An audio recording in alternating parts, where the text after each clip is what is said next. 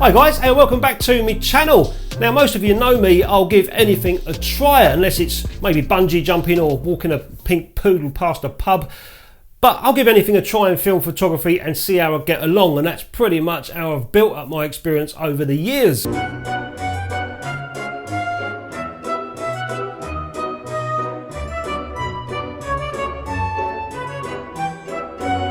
And if I like something, I'll go with the flow. If I don't, then I'll keep trying it until I can convince myself it's a load of poo and it's not for me, or it's actually quite good and I didn't get the experience the first time round that maybe I needed. And I've never heard much about PYRO Developer until Martin Henson mentioned it to me a little while back, and he loves it. He's got a great YouTube channel, check him out, link in the description. And as if by magic, James Lane from the Zone Imaging Lab emailed me and said, I've got some 510 PYRO that I've made, would you like to try it out? And I nearly bit his hand off. I said, great, send it to me. Lo and behold, turns up at the door and I've got 5 bottles of 100 millilitres each to play around with to my heart's content. And if you've been watching my videos recently, you'll know that I've been dabbling around with street photography and trying to find my way with it. So I went up to the Photoshop and I got a couple of rolls of FP4. Thanks a lot for you guys for supporting the channel. And I went off to a place called Cowes, which is the more upper class part of the island where I live. And it's like a little sailing town where people jump off their boats, go off into town, buy themselves some pie and mash and a pint, and then get back on their boats, and I don't know what they do after that. Anyway, so I went off to Cowes with 2 rolls of FP4 and an Olympus OM20 to see what I could get on the streets.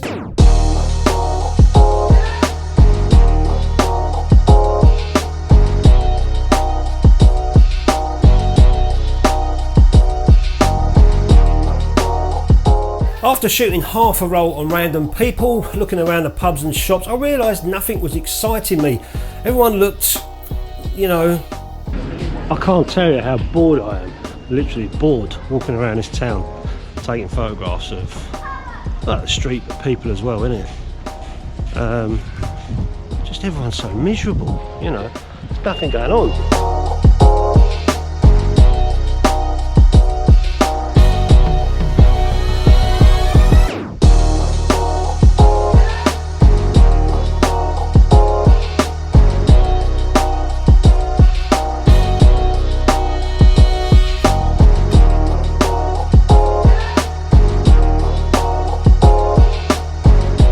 So I went back to what I enjoy the most, which is alleyways and back streets and anything you wouldn't normally notice while trying to send a tweet.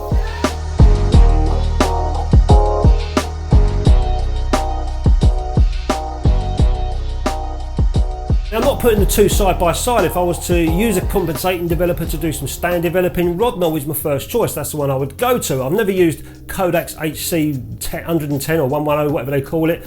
I've heard it's pretty gloopy. I've never used that. I'd always go for Rodnell. So that's pretty much my mind thinking. But if I'm going to use PYRO to do a little bit of semi-stand development, what else would I do in that case? I'd use Rodnell. So I decided to develop one of the films in Rodnell and the other one in a PYRO. And as PYRO has got dye in it to stain the negatives to help you with the highlights, it'd be interesting to see the difference between Rodnell and the PYRO stain developer. James gave me a good chart and information sheet, and for FP4 I would mix 1 part to 100 and develop at 20 degrees for 20 minutes and 25 seconds, inverting the tank continuously for the first minute and then 1 inversion every 10 minutes after that. And there was also a few warnings on the sheet that James gave me, which was quite come in handy. I had to wear an apron, I had to wear eye protection, well I was wearing my glasses anyway, gloves as well, and also be careful with the surfaces because you'll end up staining, and also an apron because you'll end up staining your clothes. So your hands can get stained, your clothes can get stained, and the surface can get stained with the PYRO 510. What are you doing? I'm mixing PYRO. It's a stand development. I play football half time. And not only that, he also suggested not to use a normal stop bath, just use water, because stop bath would kill the staining effect. After developing both films, you can see them side by side. You can see the Rodnell and the PYRO here. The PYRO's definitely got this kind of tan looking on the negatives, and obviously the Rodnell is all black and white and grey. The staining effect, James says, allows for not only protection of the film from damage, but it also stops highlights from being overdeveloped, and there is less graininess in them as well. James said that the compensating effect as well as the tanning effect allows for a whole wide variety of tones, particularly when scanning. I scanned all the 35mm negatives using Intrepid's new Enlarger, and if you haven't seen this before, I made some prints using their new Enlarger and recorded the process. A link to that video is in the description, and also a link to Intrepid's page if you are interested in buying one. Most of you know that I'm always in the darkroom, but scanning my negatives using my DSLR is great for showing my images on the videos and also referencing my photographs, and since using Intrepid's Enlarger, it's made my DSLR scanning a lot easier.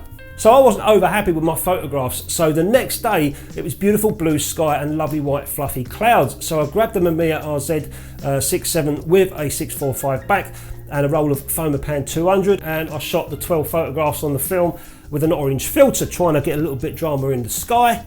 And this time for the FOMA 200, which I shot at 100, the times were 11 minutes and 15 seconds. Same inverting for 1 whole minute at the start, and then I just inverted once when I got to the 10-minute mark, and then I stopped the film, fixed the film, washed the film, dried the film. Now these negatives came out really nice, well exposed, and you can definitely see the staining or tanning effect that the PYRO 510 has made. So I'm going to get in the darkroom in a moment and make some prints and see how they come out. I was also surprised at how gloopy the developer was. I actually used a syringe to pull it out, and you can see how thick and gloopy it is.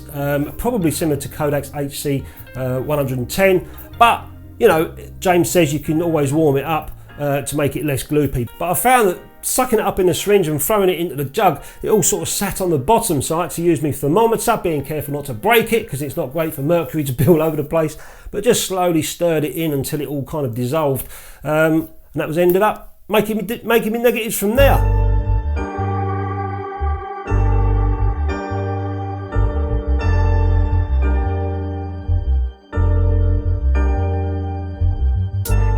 Right, Mr. Enlarger, I've got a special treat for you today. We're going to be printing some negatives that we developed in 510 PYRO.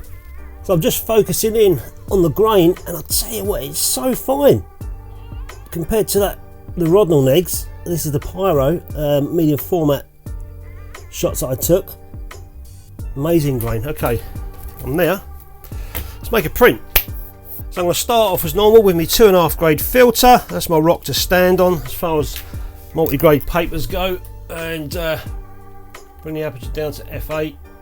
Just turn these lights off, red lights on. So this is a real simple image to work on. The negative looks great, and I've got clouds in the lower third, I've got the land, so I'm going to put my test strip between the land and the clouds there, so that'll give me a nice feel for where I need to go with times. 2-second intervals. 2, 4, 6, 8, 10, 12. Let's develop that and see what we get.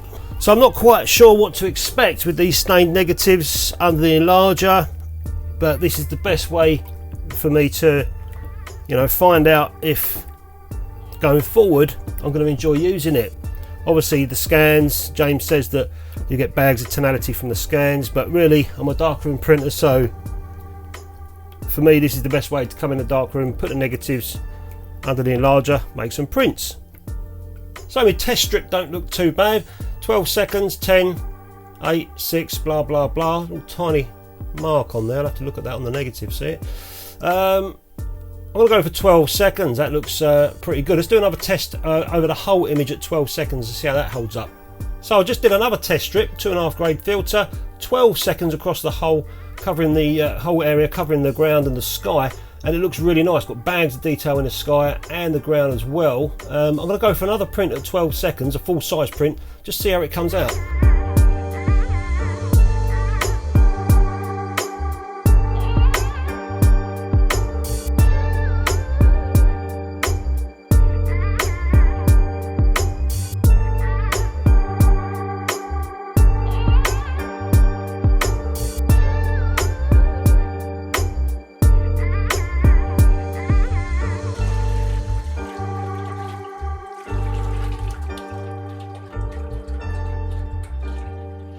Looks quite nice, a little bit too light I feel in the bottom. The clouds are fine, I could have done just a little tiny bit of burning at the bottom here. In fact, I'm going to try that, but I need to reposition the negative. There's this mark up here as well, a little tiny dust hair. I need to get that sorted out. But that little tiny mark, I have to find on the negative what that is. Little white mark, and obviously the black dot. We'll have to live with that. I don't think I can do anything with that at all. Bit of a pain, but there you go. I'll say it's a bird. So there's the little bird, little pigeon going past. Let's do another one. We'll burn the bottom area.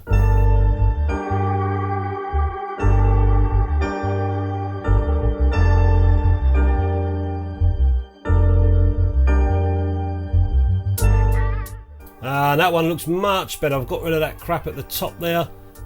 Like I said, didn't touch the sky, but I just burned in the bottom a bit more. You can see it's a little bit darker than the last print. Not too dark, didn't want it to go crazy dark, but that one looks really nice. Bags of tone in there. Look at the little tiny highlights from the clouds on the back of the field there.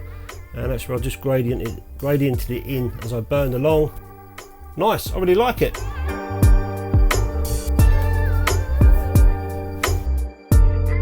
So I'm just going to print another one from the same batch of the PYRO negs. This one here was the little tiny lake in the village near where I live.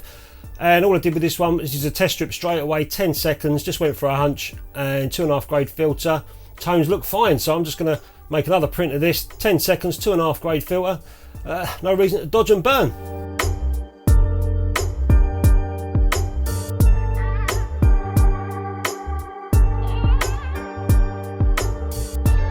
So it's come out really nice. Bags of tone going on in this image. Nice little reflections going on and the water there from the clouds. The only part is this here. I did this using incident reading on metering. So this part in the shade has gone real dark. All I need to do is just to cut that down by half the time. So I've done a small test strip, just put a little bit of paper over this area for 5 seconds, and now I can start seeing detail in this brickwork, and especially in this area here on the reflection. So all I need to do is just cover that for 5 seconds during the print, in effect dodging that area, and that should bring some detail back in this area here. Let's try it out.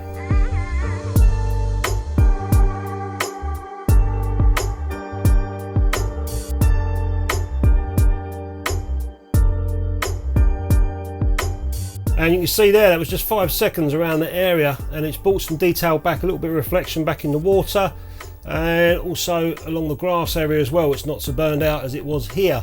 So I'm real happy with the way that one's come out. No messing around with filters, little tiny bit of dodging, picture done.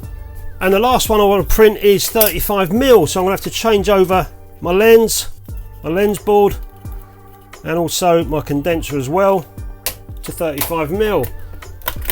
That's the condenser I use for medium format, and that's the one that I use for 35mm. In there. So the medium format lens is a 75mm lens, and my 35mm negatives is a 50mm lens. You can see the difference there, and the difference in the lens board as well. And then finally, need to put a new template inside my carrier for 35mm.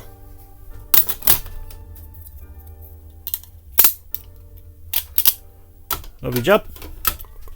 And this is the negative here that I want to make a print of. I don't know why, I just liked it. It was shot on the Olympus OM20 with the FP4 and developed in Rodno. We've got this old looking rooftop to this building where I was around the back streets, and this pigeon ran away when it saw me.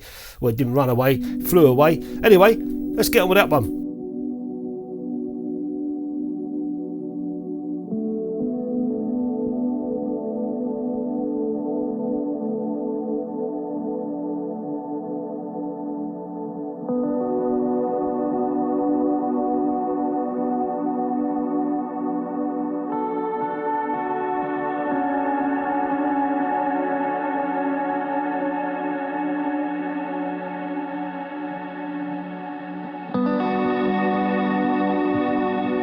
So I'm back at the darkroom now, and this was the print that I was just playing around with a little tiny pigeon and whatever it was flying off of that roof. I just liked it, very simple. I put a black border around it as well.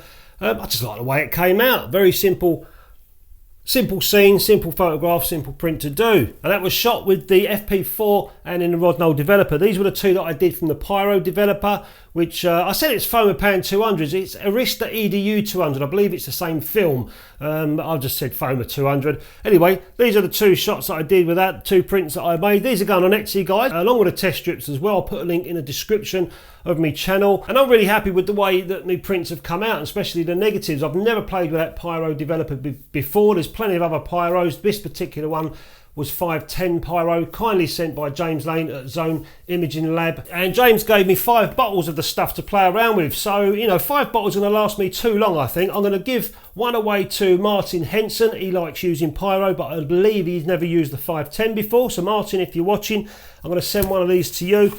And also another one to another great YouTube channel, Ribsy. I'm going to send a bottle over to Ribsy. He's just started dabbling with black and white film and developers, so be interesting to see what he comes up with as well. So it's all fun and games playing around with film photography and all these developers and stuff, and it's all out there for us to explore, experiment with and play around with and see how it suits in our photography. I think I'm going to like 510 PYRO. I've got quite a few more films to roll through it and other scenes to shoot as well to see how I can adjust to it, but I think I do like it. Anyway guys, I hope you enjoyed the video. Thanks a lot to everyone that supports the channel and the Patreons and the YouTube members. I really do appreciate it. I'll catch you next time. Okay, hang on, I got the giggles. Can I giggle? Because you do look stupid.